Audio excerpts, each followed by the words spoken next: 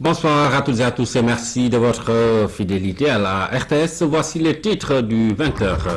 La visite du chef de l'État au Japon. Macky Sall a rencontré des investisseurs privés. Les PDG de Toyota et CFAO Monde souhaitent investir au Sénégal dans les domaines de l'énergie et des infrastructures. Le président de la République sera reçu ce vendredi par le Premier ministre nippon. Les assises militaires, le tribunal se penchait sur le cas d'un gendarme accusé d'homicide volontaire sur un marailleur. L'affaire remonte à 2009.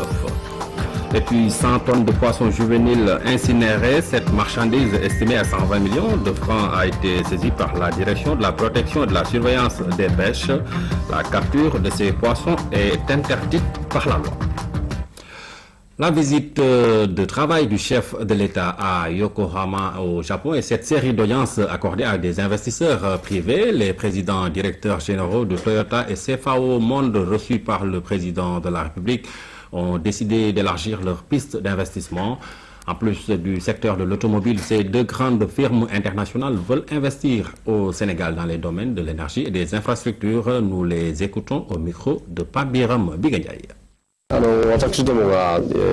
Nous avons d'abord évoqué l'histoire de nos activités sur le continent africain, le contexte dans lequel nous nous déployons sur ce continent, à la fois pour la société Toyota Tsusho, TTT, mais également le travail de notre partenaire, la CFAO. Et puis, nous avons parlé plus directement de projets en cours au Sénégal et des perspectives que nous avons dans ce pays. Nos activités sont centrées sur le domaine automobile, mais nous souhaitons les diversifier et travailler également dans les infrastructures et dans le développement des ressources. Et d'ailleurs, l'approche de TTC et l'approche également partagée avec la CFAO, nous aimons travailler dans le long terme et il s'agit pour nous donc de nous impliquer sur de longues périodes pour contribuer à la formation des ressources humaines et pour assumer nos responsabilités sociales d'entreprise.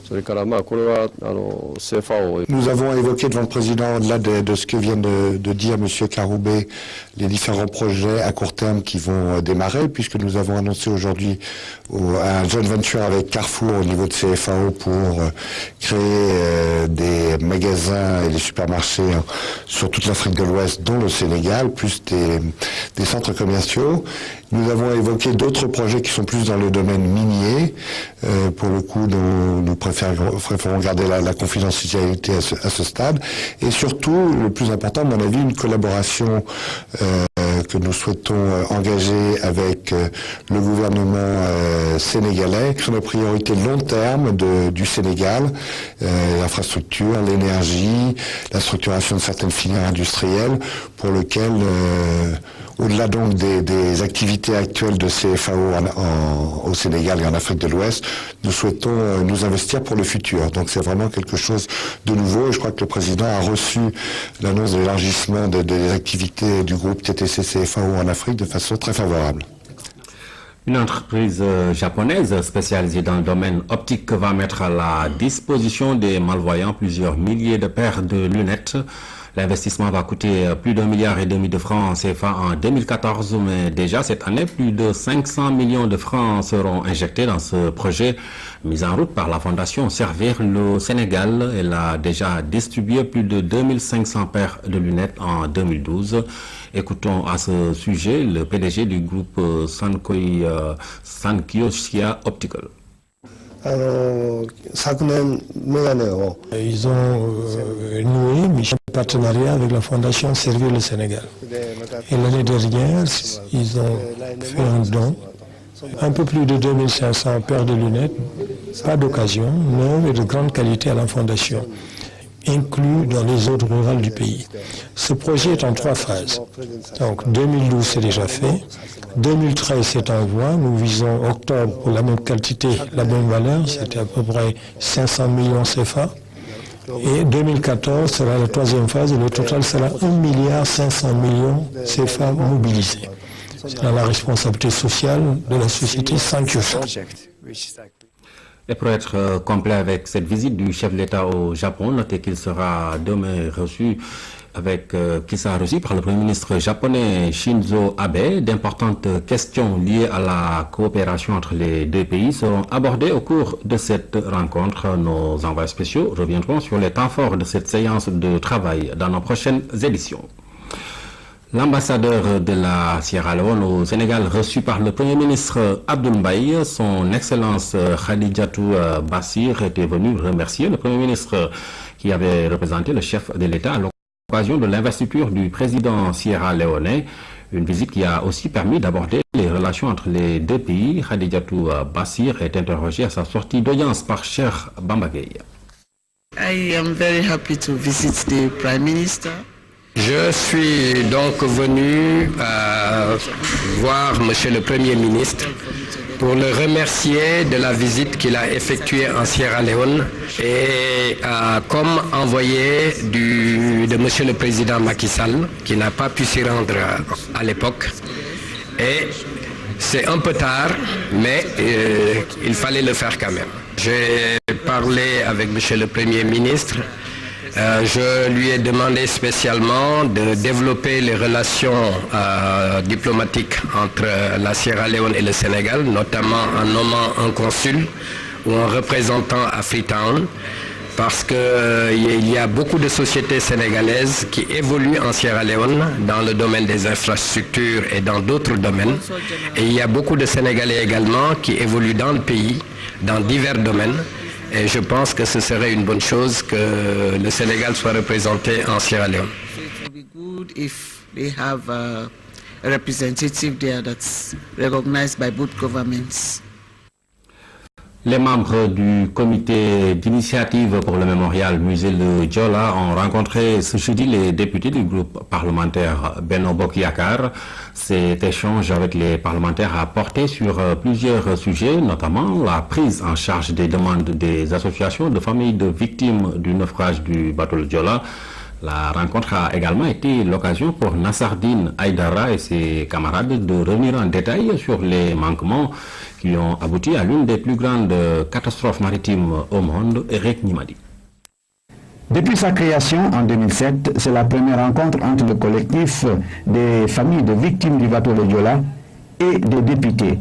Les membres de ce collectif ont fait un bref exposé des raisons du naufrage.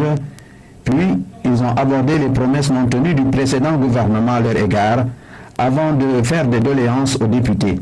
Des doléances qui se résument en 5 points. La demande forte du comité, c'est adopter un projet de loi faisant du 26 septembre une journée du souvenir.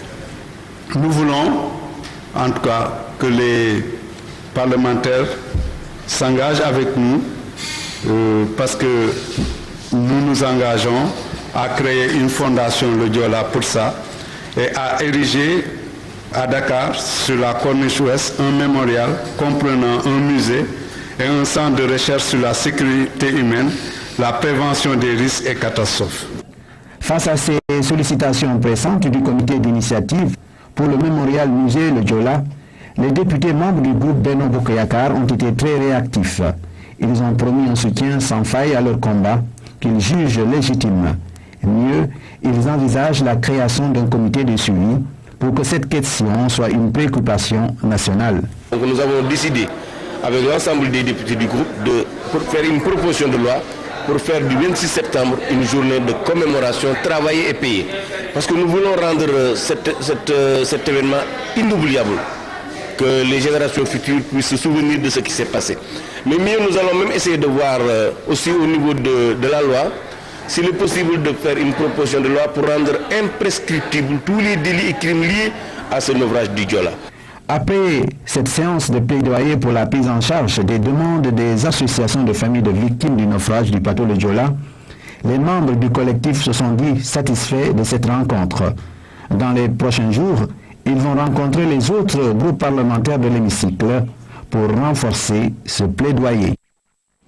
Les 3 femmes libérées après plusieurs semaines passées entre les mains du MFDC sont arrivées ce mercredi dans la région sud. Elles ont été remises au gouverneur de Ziguinchor par les autorités bissau-guinéennes. L'échange s'est fait au niveau de Mpak, village frontalier entre les deux pays, Massayer Tchao et Bachirba. C'est un impressionnant cortège qui a quitté Ziguinchor en direction de Mpac, la frontière entre le Sénégal et la Guinée-Bissau. La partie sénégalaise patiente et quelques minutes après, des véhicules se signalent de l'autre côté. Des autorités bissau-guinéennes sont venues avec les femmes libérées. L'émotion est visible. Elles sont certes libres, mais pas totalement heureuses. Je suis contente, mais à moitié quand même. Parce que je serais contente à 100% si la totalité des otages était sortie. Parce que derrière nous, on a laissé 9 de nos collègues qui attendent d'être libérés. Beaucoup d'acteurs, d'un côté comme de l'autre, ont œuvré pour une issue heureuse à cet enlèvement. Nous avons compris, aujourd'hui encore, que c'est dans la synergie des actions, c'est dans la synergie de tous les acteurs que nous arriverons à un résultat probant pour la paix en Casamance. L'État bissau-guinéen a joué un rôle déterminant dans cette libération, comme il l'a d'ailleurs toujours fait dans la crise casamançaise. La Guinée-Bissau, souvenez-vous, en 1999, aux négociations en Gambie, était partie garante. Et je rappelle qu'elle demeure toujours partie garante pour aider le Sénégal à régler son problème. L'ambassadeur du Sénégal à Bissau et les autorités administratives de Katcheo et Saoudi Mungo ont tenu à être présents. Une disponibilité saluée par les Sénégalais. Ici, on assure que tout sera mis en œuvre pour libérer les 9 démineurs encore retenus. Nous continuerons les manœuvres et les contacts. Et j'ose espérer que très tôt, les autres, les 9 autres, vont pas tarder à être libérés. Les deux parties ont signé des documents avant que chaque délégation ne rebrousse chemin. Un retour qui fera sûrement plaisir à certaines personnes.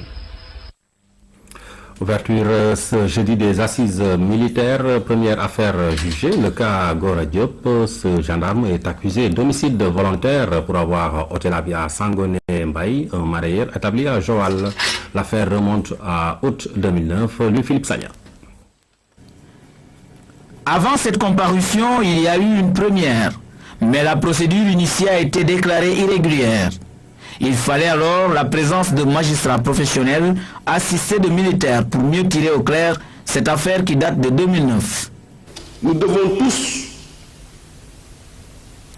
nous atteler à rendre le moral des troupes très élevé, à le ramener à sa place, et tout le monde, et toutes les institutions, justice, armée, militaire, gendarmerie et les citoyens, ramener le moral des troupes pour une république forte et une justice juste.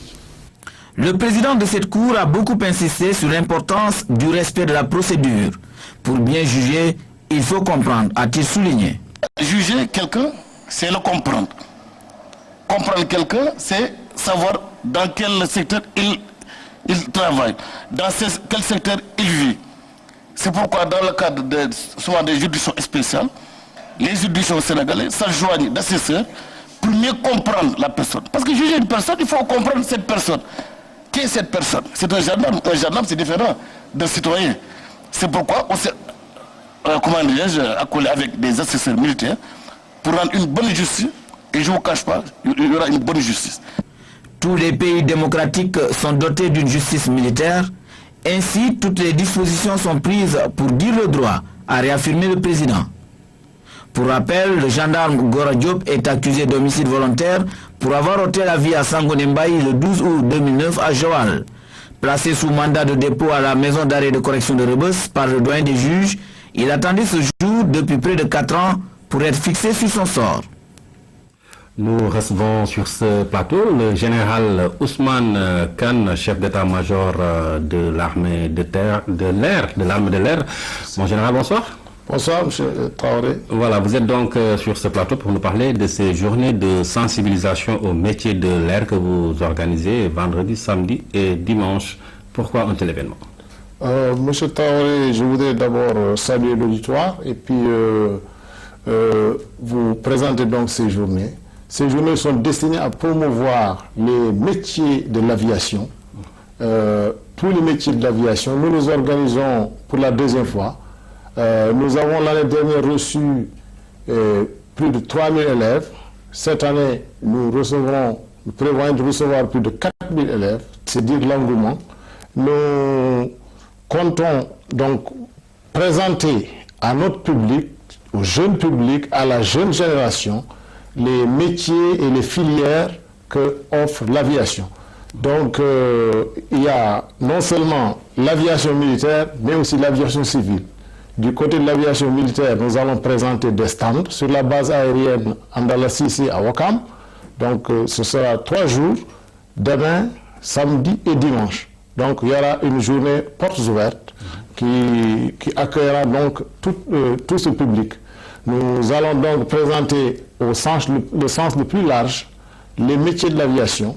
Quels sont ces métiers? Ces métiers, bon, l'aviation militaire, nous avons donc le pilotage, nous avons donc la navigation, nous avons donc les hôtesses de l'air, les stewards, et puis nous aurons aussi les techniciens, les ingénieurs qui font la maintenance, nous allons avoir les basiers, nous allons avoir les gens qui donc manipulent les radars et donc guident les avions dans le ciel. Ça c'est au niveau de l'aviation militaire, mais ce n'est pas exhaustif. L'aviation civile aussi présentera des métiers similaires et nous comptons en tout cas réunir tout ce qui s'active dans l'aviation sur la plateforme aéroportuaire de Yoff. Et l'organisation se fait avec l'appui de l'ambassade des États-Unis, dont la représentante sera une dame qui travaille à la Federal Aviation Administration, FAA. Donc l'ouverture a lieu demain. Donc moi-même, présidé par moi-même, et puis l'ambassade des États-Unis. D'accord. Vous avez parlé de journée portes ouvertes. Oui. Est-ce que vous pouvez détailler un peu plus pour donc vos visiteurs concernant le programme de demain? Oui, il y aura diverses manifestations, diverses activités. Nous allons donc avoir, d'abord après la cérémonie d'ouverture, il y aura des stands qui seront là dressés par les différents participants.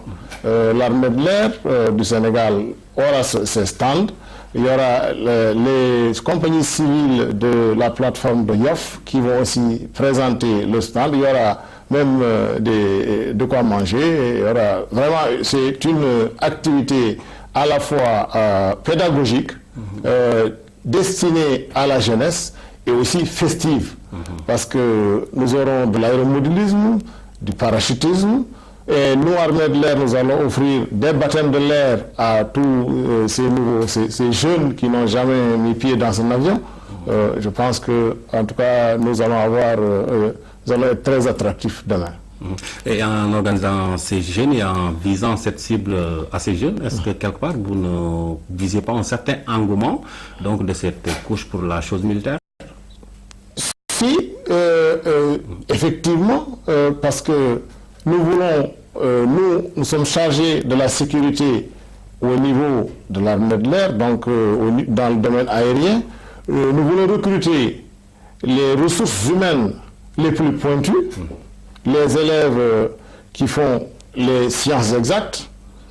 Ces élèves sont vraiment la cible que nous visons, parce que nous voulons leur ouvrir donc ce monde extrêmement fabuleux de l'aviation, leur faire découvrir à travers ce métier le monde entier, parce que certains auront à voyager énormément. C'est extrêmement intéressant et je suis sûr que notre cible sera atteinte. D'accord. On va donc récapituler mon général, c'est demain. C'est demain, samedi et dimanche. Voilà. C'est 3 jours, donc c'est le week-end de l'aviation. Nous prenons ce week-end pour vraiment recevoir nos hôtes. D'accord. Le lieu, c'est la base? C'est la base aérienne et nous recevrons donc les établissements scolaires, des éducateurs et puis le public que nous ciblons, c'est les élèves.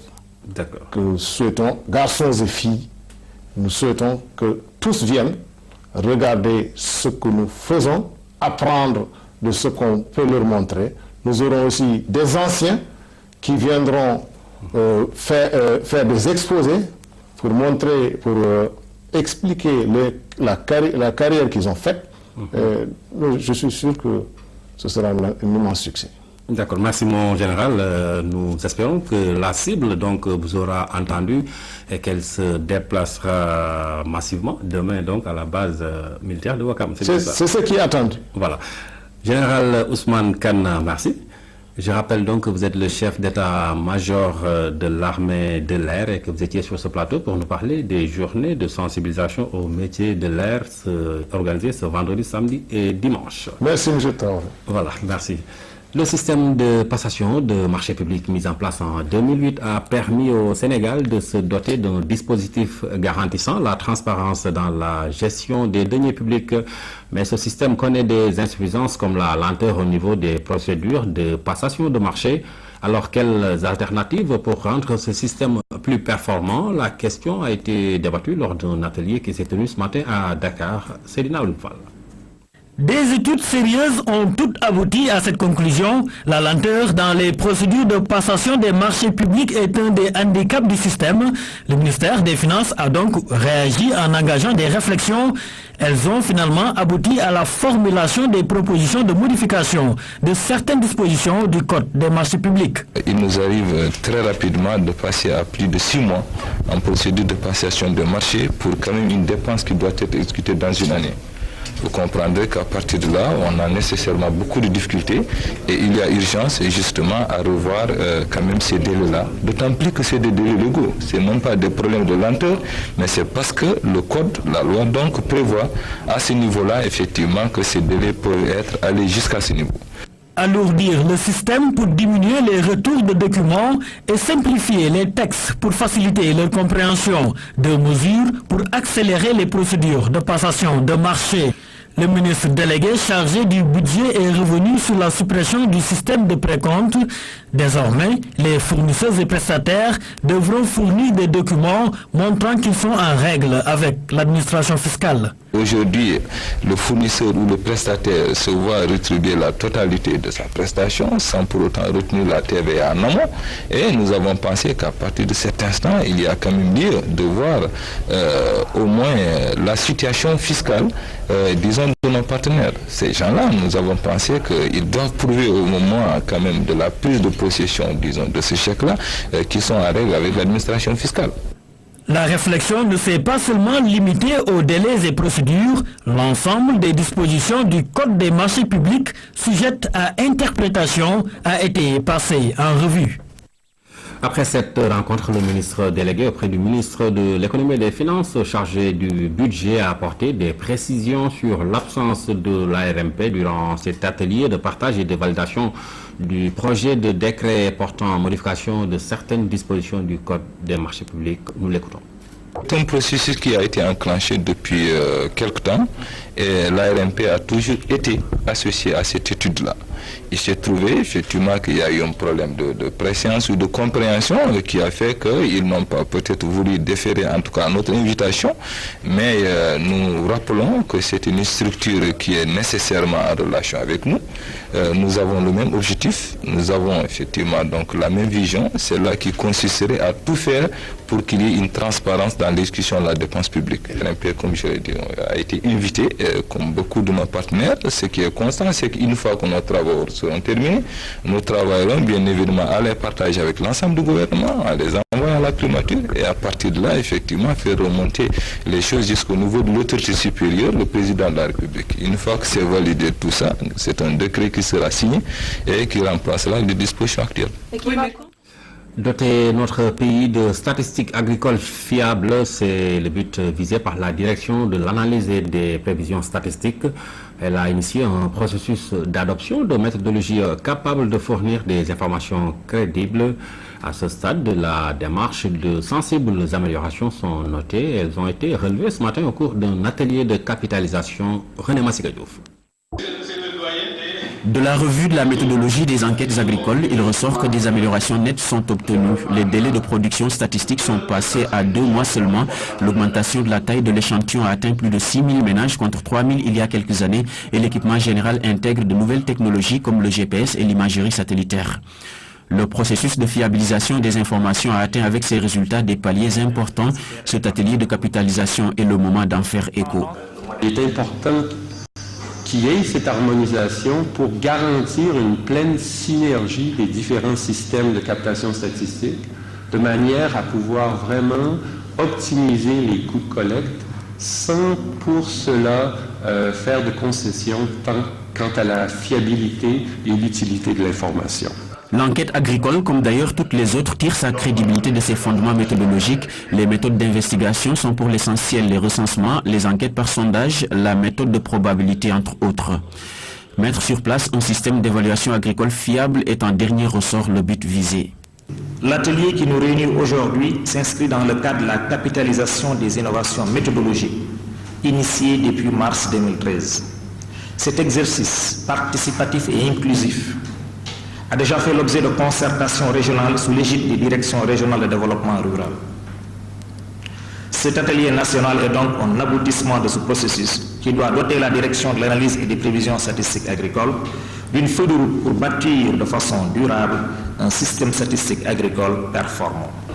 La capitalisation a tracé la voie à l'adoption de méthodes plus à même de faire des enquêtes agricoles des sources intarissables d'informations fiables. Le Sénégal va atteindre les OMD dans le domaine de l'hydraulique urbaine et rurale, mais concernant l'assainissement des villes et des campagnes, beaucoup de défis sont à relever pour permettre aux populations de bénéficier d'un dispositif d'assainissement adéquat. La revue annuelle du PEPAM présentait les performances réalisées dans l'accès des populations à l'eau potable, compte rendu de Fanta Bachi. Cette revue annuelle du PEPAM intervient à 2 ans de l'échéance fixée pour l'atteinte des OMD en 2015. Le taux fixé est de 82% pour l'accès à l'eau potable en milieu rural et de 100% en milieu urbain. Le Sénégal est en mesure de le faire. Nous allons atteindre les OMD, probablement même avant 2015. Dès 2014, nous atteindrons les OMD, aussi bien en hydraulique urbaine qu'en hydraulique rurale. Pour le secteur de l'assainissement, des efforts restent à faire. Les performances réalisées dans ce domaine sont loin de satisfaire les besoins actuels des populations, aussi bien dans les villes que dans les campagnes. Nous avons 35,6% pour l'assainissement rural et 62,4% pour l'assainissement urbain. Le Sénégal a pris beaucoup trop de retard sur les questions liées à l'assainissement, notamment la gestion des eaux usées. L'accroissement démographique de la population rend la gestion de l'assainissement plus complexe. D'importants projets et opérations attendent d'être mis en œuvre. Un retard lié à un certain nombre de facteurs. Retard dans la mobilisation de financement, mais également à quelques lenteurs dans l'exécution des projets. Mais il faudrait renforcer le niveau de mobilisation pour arriver à améliorer les performances. La priorité reste l'assainissement. Il faut 250 milliards supplémentaires pour atteindre les OMD dans l'accès des populations à l'eau potable et à l'assainissement. Experts et partenaires techniques et financiers sont interpellés. Ils doivent faire vite pour rattraper le retard accusé dans l'exécution des programmes d'assainissement pour atteindre les OMD. 100 tonnes de poissons juvéniles ont été incinérées à Mbobos. La marchandise est estimée à plus de 120 millions de francs CFA.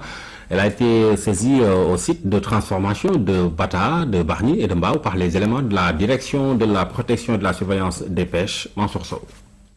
100 tonnes de petits pélagiques incinérés. L'opération est menée par la direction de la protection et de la surveillance des pêches.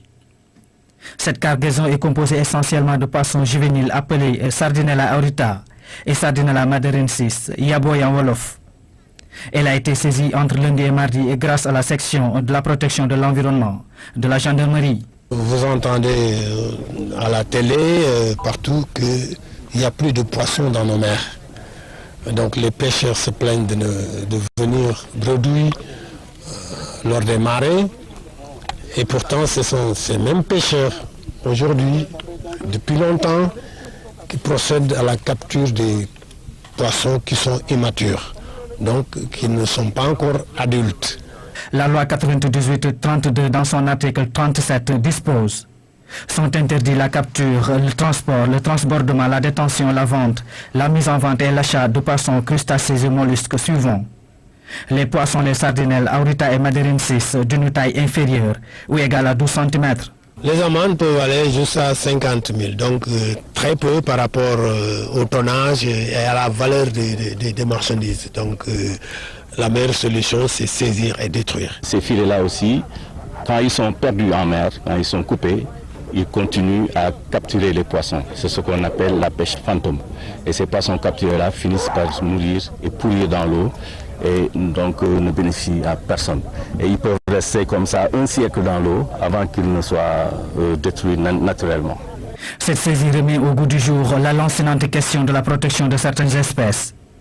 Il urge dès lors de protéger la sardinelle, une ressource dangereusement surexploitée, vitale pour l'économie de la pêche et la sécurité alimentaire des Sénégalais. Comment développer les échanges commerciaux entre le Sénégal et l'Espagne? La question était au centre du forum d'échange des acteurs économiques organisé par l'Association des entrepreneurs espagnols au Sénégal. Les investisseurs présents à cette rencontre ont partagé leurs expériences du marché sénégalais. Luis Bilza. 2 heures d'échange n'ont pas été de trop pour ces investisseurs espagnols pour réfléchir sur la manière de diversifier leurs activités économiques au Sénégal. Le forum de l'Association des entrepreneurs espagnols a choisi des secteurs tels que l'agriculture, la pêche, les transports et l'énergie comme domaine d'intervention. Déjà, plusieurs emplois ont été créés. 80% des entreprises espagnoles qui sont présentes au Sénégal agissent dans tous les secteurs de l'économie sénégalaise aujourd'hui. Et l'expertise que ces sociétés espagnoles peuvent apporter dans le cadre de ces projets au Sénégal, je pense qu'il est aussi très important. Un élément important de nos opérateurs économiques, ils ont créé 3000 emplois pour des Sénégalaises. Alors ça c'est très important parce que la création d'emplois aujourd'hui, c'est une priorité pour le président Macky Sall. La coopération entre l'Espagne et le Sénégal, vieille de plusieurs années, offre des opportunités énormes au plan économique. Cela est perçu par les autorités représentées ici par le ministre de la Communication. Nous avons un nouveau président de la République qui a à cœur de faire en sorte que le développement de l'activité économique, la promotion de l'emploi, l'ouverture du Sénégal comme étant une terre de prédilection, d'ouverture, d'accueil, pour tous les entrepreneurs du monde puisse être une réalité. L'Association des entrepreneurs espagnols au Sénégal veut davantage diversifier ses activités. Le but est de favoriser les échanges commerciaux entre les deux pays. Le Sénégal, une démocratie jeune et prospère, le constat est fait par les acteurs du soulèvement de mai 1968, un mouvement citoyen qui a posé les jalons d'un État moderne plus de 4 décennies après cet événement. Les forces vives qui ont porté ce combat se sont réunies pour échanger et partager avec la jeune génération de l'impact de ce sursaut national sur la conscience collective des Sénégalais. Lamine Touré. Mai 1968, une date significative dans l'histoire contemporaine du Sénégal. Point de départ, une poussée d'agitation scolaire et estudiantine. Mai 68 a mobilisé toutes les forces vives de la nation. 45 ans après cette révolte, les acteurs se souviennent encore de cet événement qui a jeté les bases d'un État démocratique. Pour moi, c'était un mouvement pour parachever la décolonisation du Sénégal. Décolonisation économique, décolonisation politique, aussi libération sociale. Mai 68, ça a été cette jonction entre les étudiants, les élèves, tous les élèves du Sénégal d'un côté et les travailleurs de l'autre. Donc cette jonction entre jeunesse, élèves, étudiants, travailleurs qui a fait véritablement l'impact de mai 68. Loin d'être un mouvement national inspiré d'un contexte international particulier, mai 68 a été le fruit d'un mécontentement général. Jamais le Sénégal n'a cessé de vivre le prolongement de cet épisode, pour preuve le dynamisme citoyen noté dans notre pays. Senghor était contraint au pluralisme syndical, au pluralisme politique. Témoigner sur ces faits historiques encore actuels, c'est aussi transmettre aux jeunes générations des leçons de vie. Ça m'a permis vraiment de savoir ce qui s'est passé. Donc je me sens carrément fier de moi-même. Nous, c'était la génération 68. Je crois que la condition des étudiants serait beaucoup plus difficile aujourd'hui. L'ouverture démocratique, la consolidation économique et l'engagement citoyen sont entre autres points qui ont attiré l'attention des participants à cette rencontre. Pour ces acteurs, mai 68 a fait sans conteste tache d'huile dans le précaré francophone. L'alliance Yoonu Yokkute est née. Elle est mise en place par des leaders de la coalition Macky 2012. L'objectif est de mieux vulgariser les réalisations du chef de l'État Macky Sall. Son coordonnateur a fait face à la presse d'Amsila. La mouvance présidentielle s'est enrichie d'une nouvelle structure politique. Elle a pour nom Alliance Yoonu Yokkute. 23 leaders de la coalition Macky 2012 comptent travailler main dans la main pour informer l'opinion sur les ambitions et réalisations du président de la République. Nous allons œuvrer ensemble pour une mise à jour de l'information présidentielle qui doit être au diapason des problèmes de la nation. Ce processus doit passer par une bonne remontée des informations en direction de Monsieur le Président de la République, qui est le premier responsable de notre alliance. L'Alliance Yoonu Yokkute s'ouvre aux jeunes, aux femmes et aux cadres de l'APR. Son objectif est de se positionner aussi bien dans l'espace public que médiatique. Cette alliance sera une structure vivante, dynamique et proactive, capable de s'imposer dans le débat national, le débat d'idées et d'actions, et prendre sa place dans l'évolution de notre grande démocratie. L'Alliance Yoonu Yokkute compte aussi soutenir le président de la République à travers des propositions de programmes sur le plan politique, économique et social. La massification et la mobilisation figurent aussi parmi leurs priorités. Maturité, c'est le titre du nouvel album de la chanteuse Ami Collégien. Avec 11 titres, cet opus aborde plusieurs thèmes. L'artiste rend hommage aux hommes dans cet album, à son père surtout. Ami Collégien compte se produire dans des spectacles pour la promotion de l'album. Abdul Aziz Ban.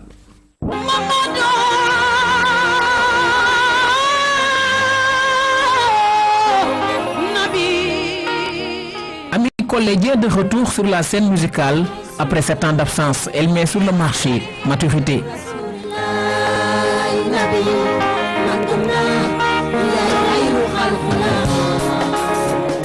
Cet album de 11 titres aux sonorités salsa, afrobeat, funk et mbalax a une vocation internationale. L'heure de la maturité a sonné.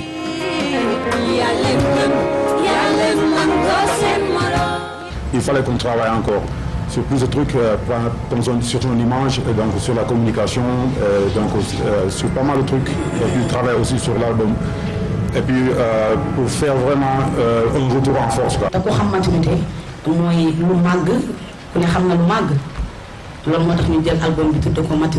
Dans cet opus, on retrouve Baye, une manière pour l'artiste de remercier son père, Sargal Gori Nelson Mandela.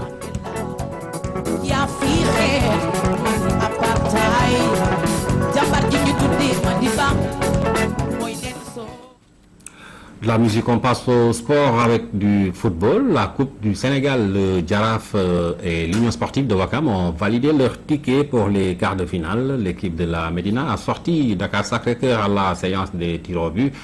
Ouakam a largement battu Santhiaba de Ziguinchor après les prolongations. Compte rendu Abdul Aziz Ban. Il a fallu 12 pénaltys et un décisif Khadim Ndiaye pour voir le Jaraaf gagner par 4 tirs au but à 3. 0-0 à l'issue des 120 minutes de jeu. Un match très rythmé avec beaucoup d'occasions de part et d'autre. L'attente a été longue, mais le Jaraaf est en quart de finale. J'avais confiance parce qu'on avait mis déjà les jeunes dans, en tout cas, l'optique du match. Match qui va être difficile parce qu'en coupe, il n'y a pas de favori. Et Dakar Sacré-Cœur, quand même, depuis quelques années, c'est une équipe qui se fait respecter par le travail qui est entrepris là-bas. Autre équipe qualifiée en quart de finale, l'Union sportive de Ouakam. Les Ouakamois ont éliminé Santhiaba de Ziguinchor par 5 buts à 1. Baye Oumar Niass ouvre le score pour l'ISO dès la 3e minute. Les Ouakamois vont par la suite se créer beaucoup d'occasions sans les concrétiser.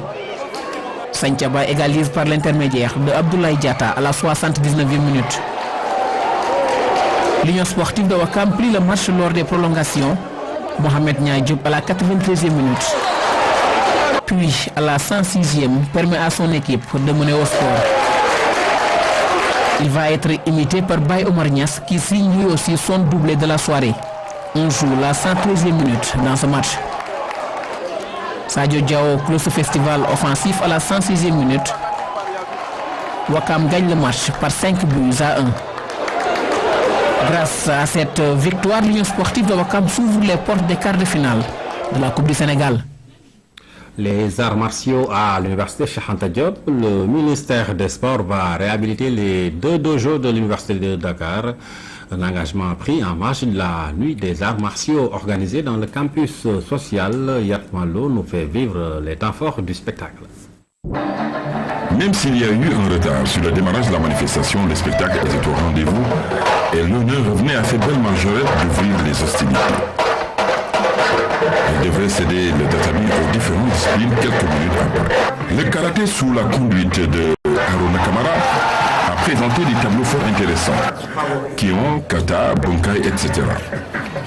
Que dire du taekwondo avec les Pumse, Kas, du Wushu avec des adeptes qui ont assuré, du Kale Arni Eskrima avec maître Osama Bouchi qui maîtrise à merveille les armes blanches et à feu. Maître Badian égal à lui-même a revisité les fondamentaux de l'aïkido avec ses adeptes. Mais le coup aura été véritablement la prestation du Jouvenam Vergonal. Joberam a été tout simplement explosif. Nous avons découvert vraiment une famille unie et une famille qui, dans le cadre du développement du sport à l'université, sera un élément déterminant. Je crois que c'est pourquoi nous avons pris l'engagement au terme de cette grande et belle manifestation de réfectionner les 2 dojos de l'université Cheikh Anta Diop. C'est un acte de grande portée, un acte que les arts martiaux de l'université ne vont jamais oublier, un acte que les responsables techniques des disciplines martiales de l'université de Dakar vont prendre en compte dans la formation des jeunes athlètes. Dans une belle ambiance, le spectacle a été clôturé par l'aïkido. C'était la levée du corps du magistrat Mohamed Sonko, l'un des 5 sages du Conseil constitutionnel, breveté de l'École nationale de la magistrature. En 1975, le disparu s'est illustré par sa rigueur et sa compétence. La cérémonie s'est déroulée à l'hôpital principal en présence du Premier ministre. Un vibrant hommage lui a été rendu à midi. La cour de la morgue de l'hôpital principal de Dakar a refusé du monde ce matin. Après presque 4 décennies de bons et loyaux services, Mohamed Sonko a quitté ce bas monde. Celui qui a terminé sa vie comme juge constitutionnel a servi auparavant dans tous les ordres de juridiction. Au nom du Conseil constitutionnel, le président Cheikh Tidiane Diakhaté a eu ces mots. Si l'immortalité est le sceau de ceux qui nous quittent après avoir accompli leur mission, la place de Mohamed Sonko n'aurait pas ici été usurpée. Fin de citation. Le président ému n'a pas manqué de remercier le président de la République pour son soutien à la famille et au Conseil constitutionnel suite à cette douloureuse épreuve. Il a associé à ses remerciements le directeur de cabinet du président Macky Sall et le garde des Sceaux, ministre de la Justice, chez le chef du gouvernement Abdoul Mbaye qui a représenté le chef de l'État absent du territoire. La famille judiciaire perd un homme de valeur qui devait terminer son mandat de juge constitutionnel en 2014, mais c'est le Sénégal qui perd un grand serviteur. Et c'est dans un moment d'intense recueillement que le cercueil quitte les lieux devant sa famille digne. Il repose désormais à Bassir, en Casamance. Adieu, monsieur le juge. Et puis pour finir, noter ce thème, violence et criminalité, c'est le thème de l'émission Kheu ak Dîner. Pourquoi il y a tant de violence au Sénégal? Pourquoi la recrudescence de la criminalité? Des questions auxquelles Omar Seck, Abdelaziz Kébé, leurs invités vont répondre. Ce sera après cette édition. Voilà, c'est la fin de ce journal. Merci de nous avoir suivis. Passez d'excellents moments en compagnie des programmes de la RTS.